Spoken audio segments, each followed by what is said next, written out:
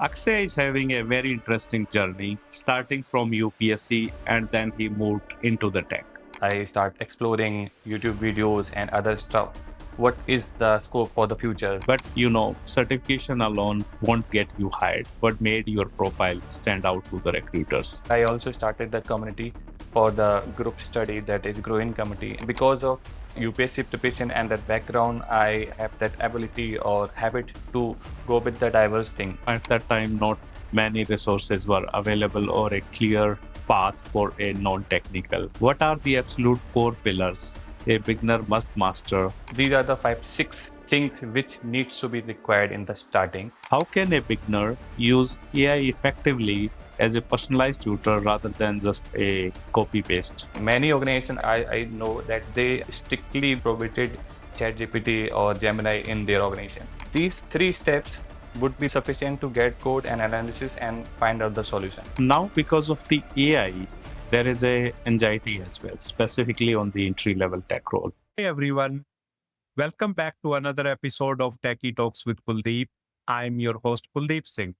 Today we are excited to have Mr. Akshay with us. Akshay is having a very interesting journey, starting from UPSC and then he moved into the tech. Akshay, welcome to the show. Thank you so much for warm welcome, Kuldeep. I am really happy to be here. So, Akshay, before we start our conversation, could you share about your tech experiences and learning journey so far? Yeah, sure. So, hello everyone. I'm Akshay Kumar, currently working as a project manager at Cognitive.ai. So, my journey was very interesting, as Kuldeep said. Before that, I was preparing for the government exam UPSC IAS, and couple of years I have given around 5 attempts in that. Couple of years invested in the preparation, and later on I shifted to the tech. Yeah. No, that's very interesting. And actually, the non-traditional, typically, the people who work for such competitive exam, they wanted to stay within that zone and take the another role such as tech. But I'm sure, like during this journey, there might be, some tipping point or a wake up call when you realize that you need to do the shifting of the gears. How did you take that mentally? Because see, doing is one thing, but preparing yourself for that switch is the hardest thing.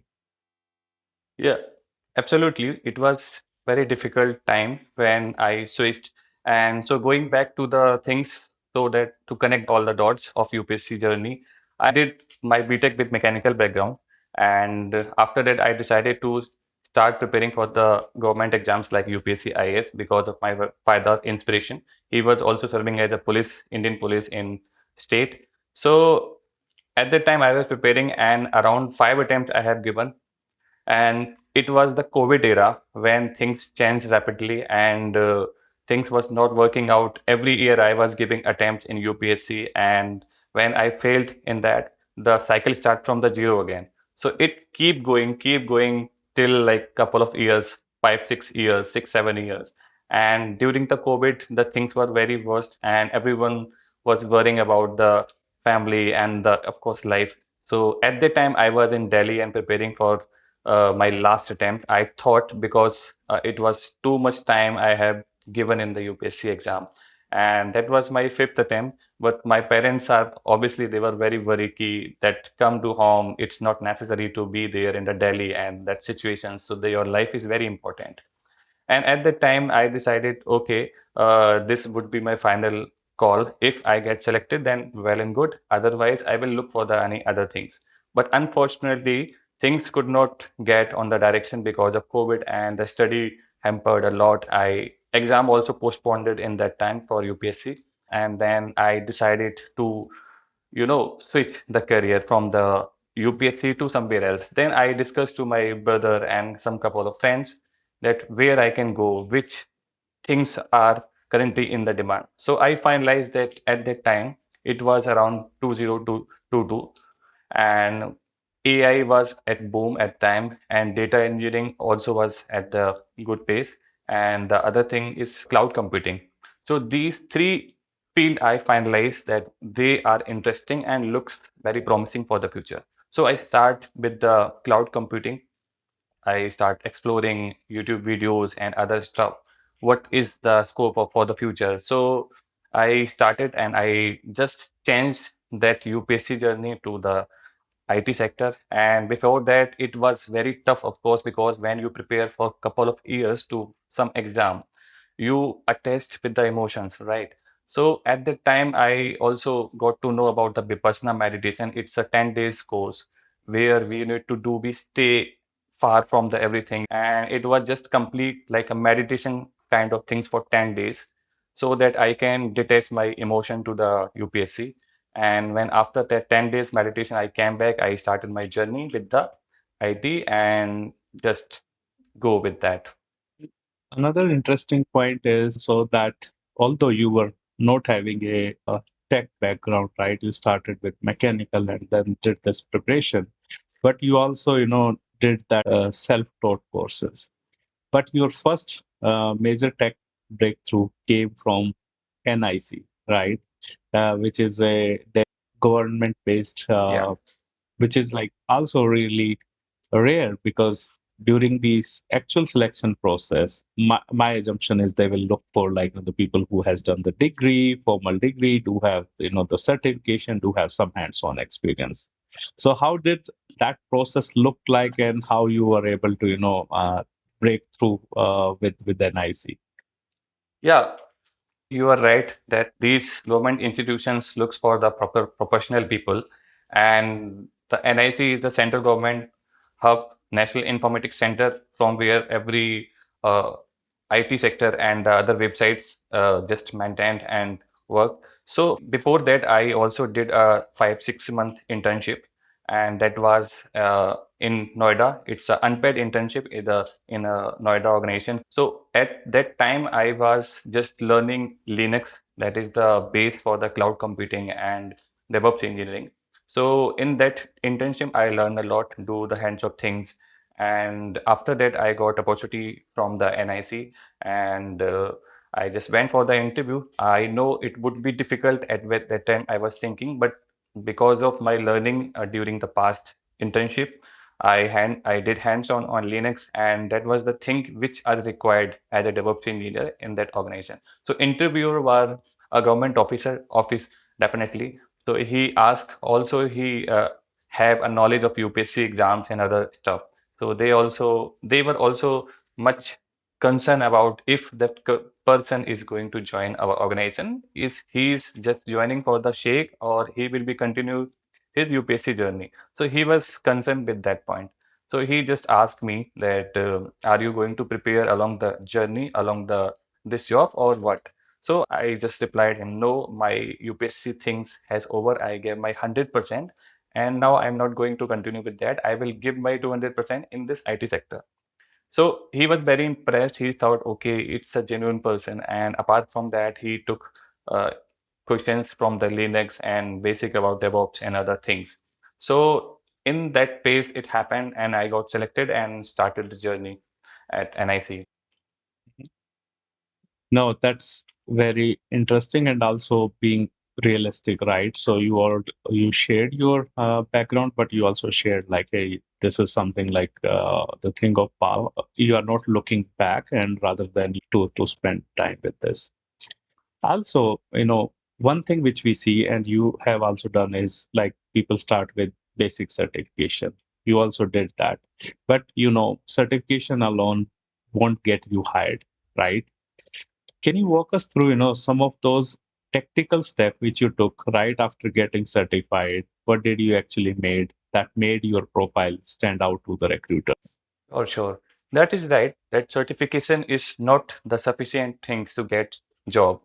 And in my case, see, everyone have their different story, right? If anyone is there who just completed the college with the computer science engineering degree, then they may have the different story. If in my case, I also have different story because I have completed my BTech with mechanical engineering, and after that, couple of years UPSC journey, a long gap, career gap, then started in the tech. So for me, what work is that in my starting journey, I was just exploring things and I got to know about Twitter tech, where I was following mostly tech people on the Twitter. I was following on LinkedIn, like Sayam Pathak. He was at that time, he was creating a very good content on DevOps, right? And lot of Linux and Kubernetes and cloud native stuff is there on his YouTube channel. So I was following him, and apart from him, Rohit Kumar is there. He was also in DevOps part, Kunal Kushwaha, and Piyush Sachdeva, Guru Murthy Raghupati. So these are the people which are already in the industry since last many years. So I was following them on either YouTube, Twitter, and LinkedIn, whatever they were sharing. I just keep updated with myself because I was new in this field. So I want to make sure that I need to be with the people who are in the expertise, right? So apart from that, I used to attend tech event, conferences, and so that I can meet people in person apart from the Twitter and LinkedIn. So I can ask questions from that. I can tell my story that I am at this position, what need to be do for myself as my situation. So I learned in that way. So that was not only the book and lecture study which I did because I was a community person and learned a lot from people apart from the lecture. So these all things worked for me. And later I also started the community for the group study that is growing committee and that work well. So it was like, when I was learning with myself, but people are also learning. Whatever I was learning from the people, I used to share on LinkedIn and Twitter that these are the key learning points I have learned in this lecture, in this event, in this something else. So in this way, my journey just keep going. People also got recognized me that he's the genuine person, he's learning and also helping others to learn. Right. And sometime in my growing committee, I used to call many people expert, industry experts that like as a mentor that teach me and I will ask questions. And along with me, many people who are also attending the session, virtual session, they were also learning. So in this way, I learned from the people, like from the community, and yeah, like that. And that growing community also like keep growing along with me. So that worked for me actually. No, that's very interesting one. Although it might sound like a natural progression that you start working for the internal project and then you start joining those community event where you start learning more, but you also start contributing. And today you are doing this with two things. One, you are an open source evangelist at Obmondo, where you are working closely with cloud native ecosystem specifically focused around Linux as the Kubernetes. But I'm sure this would require a very different playbook. How did you leverage, your community-led growth where you contributed to this growing community also as an open source evangelist at Omondo? Exactly. So again, the things were if I was keep going with the technical part only, then it would be very difficult to work on this diverse field. So because of UPSC preparation and that background, I have that ability or habit to go with the diverse thing, right? Because of in UPSC also we need to study a lot of n number of subjects like history, polity, science, IT, and medical and geography, like too many subjects are there. So here in IT sector also I explored many things like open source, community, events, conferences. So I just got started with the everything. I also started with the open source contributions, and in starting it was a non-code contributions like documentation on all. So recently I have also gave a talk on KCD Delhi. It was related to Kyverno. So AI assisted Kubernetes policy using Kyverno. So in after that, I also started contributing in the Kyverno. Uh, some contributions in non-code form I did.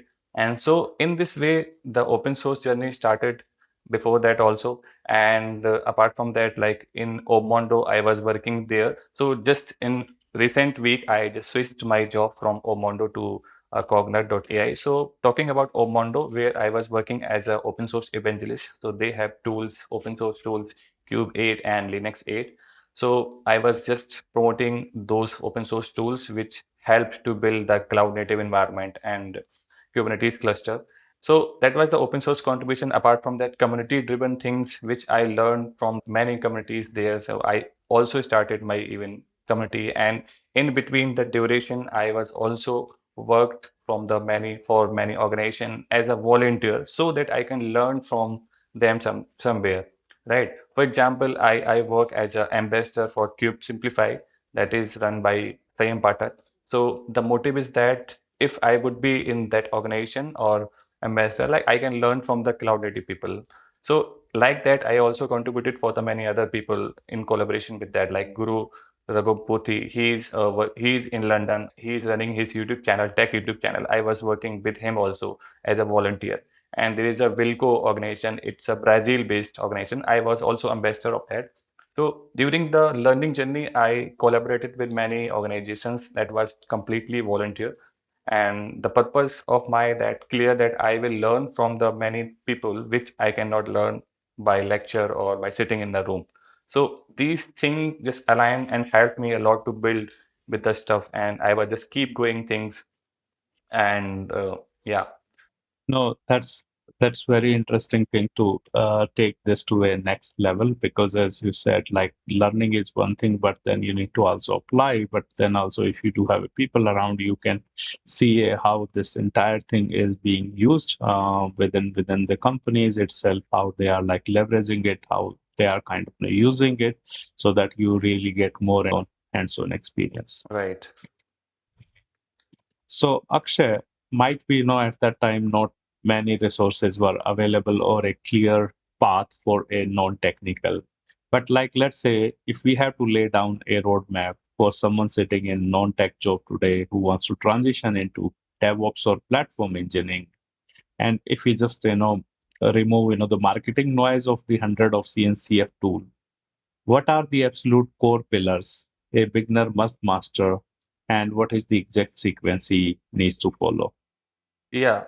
So for being in cloud native field or DevOps field or platform engineering, sorry, there are like five pillar strategy which I believe that anyone can follow either they are from tech or non-tech or from any other background.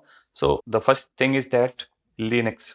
Okay, Linux and networking is the basic and that is the fundamental for DevOps engineer or cloud engineer or going in that field, cloud native. So you can anyone who is looking for this role they can just master with that or Linux and networking. Second thing is that version control. So that is Git and GitHub. You need to be complete maintain the code and all the stuff of the related project on the GitHub and Git. So second thing is that, and apart from that, for containerization part, you can learn Docker. And apart from that, Docker, and then Kubernetes is there for the container orchestration. That is the fourth pillar. And apart from that, if anyone just want to go deep dive, then they can go with the infrastructure as a code, IAC, right? So Terraform tool is there. So these are the four, five things. And apart from that, one thing, it's cloud computing is very important. Any cloud platform, either AWS, Azure, or GCP. These are the three major platform. Anyone can just go with the one. And so these are the five, six things which needs to be required in the starting. And apart from that, along with that, as required in the industry, because organization is, depend on the project. They need to different technologies and tools. So just you start entering in and as required you can go with the deep dive with the other tools also. So these five six are the basic important stuff where anyone can start. No, you are right, and these are like the basic building block which you should know, and then you can build in apps, DB, etc. on top of it. But out of these one, Kubernetes, right? So Kubernetes do have a steep learning curve because it is still a complex product. And beginners easily get overwhelmed when they see the configuration different YAML file. How should an absolute beginner approach Kubernetes so that they don't give up in first week itself? Right. So Kubernetes is very complex to understand in the starting. If anyone just go directly jump into the Kubernetes, because for cloud native it is on peak and everyone is talk about on the YouTube and other things. So many of the people are also keep asking to me that how much knowledge of Kubernetes is required and how much project need to be built. So for me, like what I just followed the resources, I can tell that I have followed the same Patak playlist which is on YouTube, and he explained very well in Hindi and English both. So anyone can just watch from, if you are on non-technical or technical background, both can watch that series. So for starting period, if anyone just want to deep dive, it's not too much like that you need to go all the Helm part and other things. So along with that, you need to be strong with the first Linux, and then basics of the Kubernetes is very important so that you can understand the code, okay, and the project where things are happening, where orchestration is happening and management is happening. So these are the basic needs to learn, because it's too much complex in starting to just go directly on the Linux Kubernetes space. So I would suggest, if anyone just want to go for that, key start focusing on all the basic things which I mentioned in starting, those 5 6 pillar, and along with that Kubernetes build project, because I have seen many people, they are just watching the tutorials of Kubernetes but not building, not doing any hands-on, right? So in the interview, it is very important required that work on any project, work any like microservices project and using Kubernetes, and that give you the much hands-on and the opportunity to make your hand dirty. So that is the approach anyone can follow. No, you are right, and it's like, hey, it might be complex, but eventually you will succeed it, not in the first attempt, but don't give up. Also, Akshay, nowadays there is a lots and lots around AI and the Gen AI. And let me be also very honest, when any newcomer uses AI, he because AI writes all their script, it generates all the config, instantly solve, hey, here is my problem, can you solve it? My assumption is they are just outsourcing their critical thinking. They are completing the task, they are completing certain thing, but they don't learn that much. How can a beginner use AI effectively as a personalized tutor rather than just a copy paste? Right. So now we can see nowadays AI is in everything. At this can be collaborated in every tools and technology. So either anyone is DevOps engineer, he is a developer, he is an open source or anything, UI, UX designer or content creator or anything. So AI can help in every field. So for the newcomers, they want to explore in this field, just use AI as your assistant.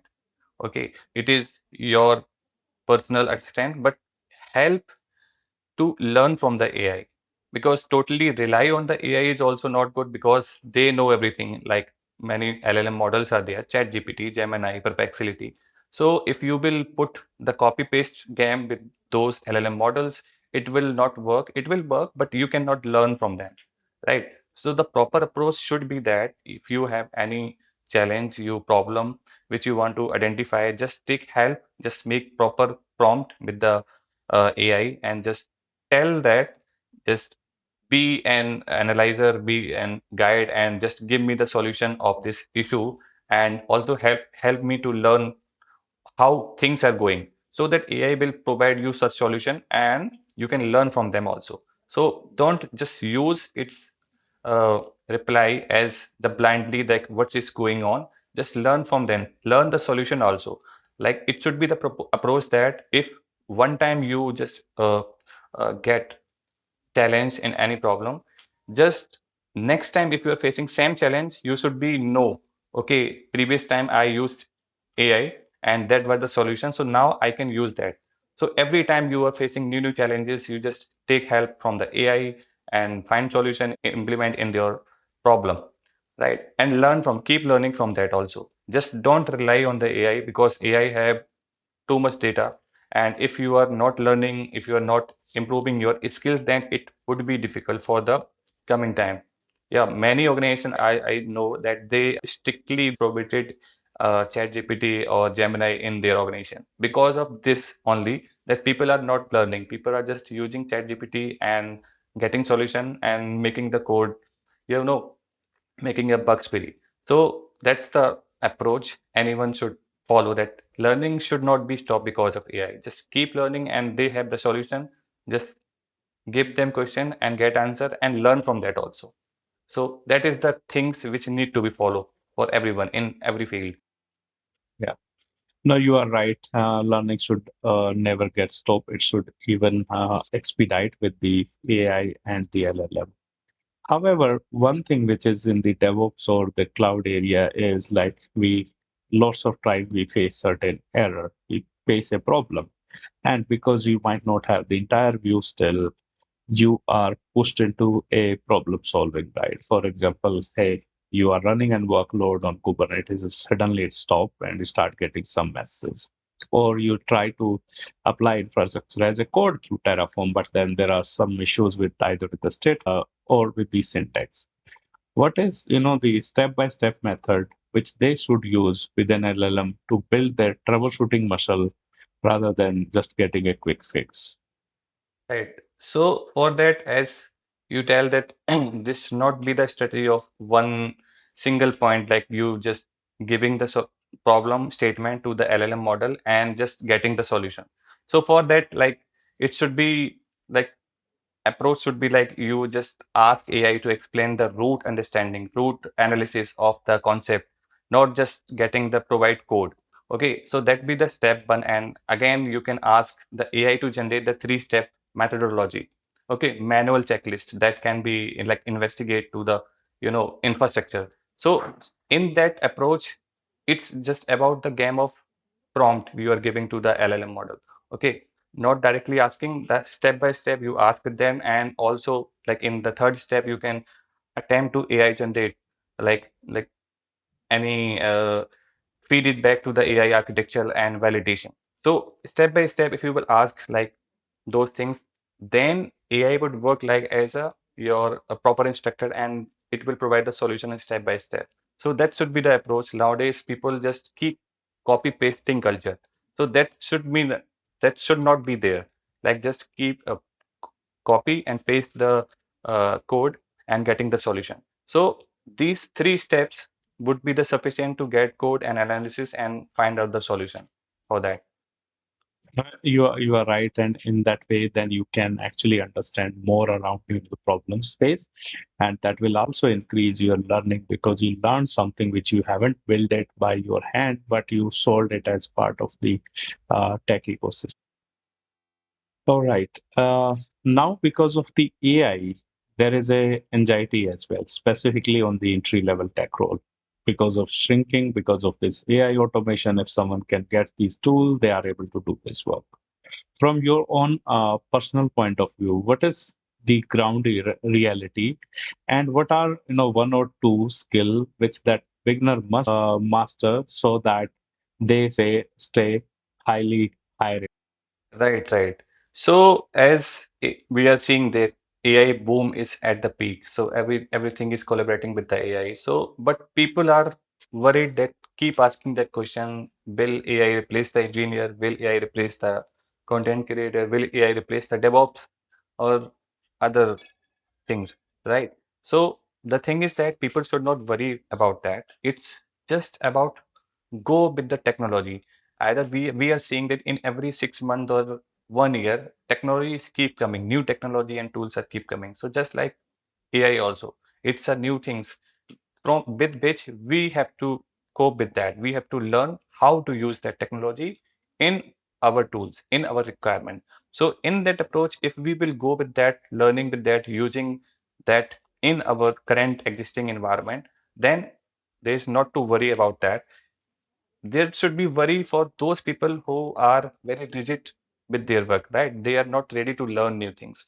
So that is the strategy. If you are keep going, keep learning, and keep adopting the new culture, new knowledge of the AI, or after AI, maybe some other tools or some other technology will also come, then you need to not worry. Okay, AI cannot change that behavioral thing which human have, like architectural thing, thinking, community-driven environment.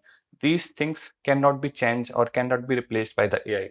So these are the things which we need to consider, and adopting the changing environment or changing nature of the tools and technology like AI or any other things. So that approach should be the best for any people, and no need to worry about that.